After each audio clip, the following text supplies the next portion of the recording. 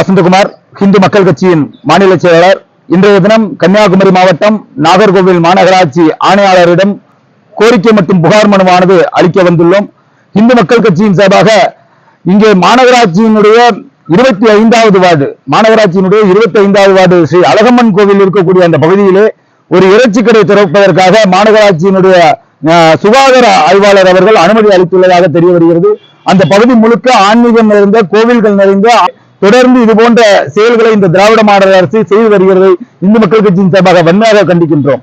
அதாவது கோவில் இருக்கிற இடத்துல ஒரு பசுவை தெய்வமா வழிபடக்கூடிய மக்கள் மத்தியில அங்கே பசு மாட்ட இறைச்சி பண்ணி அதை விற்பனை செய்யக்கூடிய விற்பனை கூடத்தை அனுமதி அளிப்பது என்பது இந்துக்களை அவமதிப்பதாகவும் அவர்கள் மனதை புண்படுத்துவதுமாக இருக்கிறது.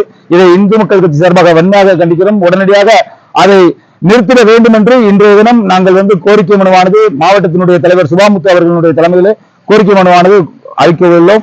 உடனடியாக அதனை நிறுத்தாவிட்டால் இந்து மக்கள் கட்சியின் சார்பாக அந்த மாநகராட்சியினுடைய அந்த இறைச்சி கடையை பூட்டு போடும் போராட்டமாக அறிவிப்போம் என்பதை தெரிவுபடுத்துகிறோம். நன்றி.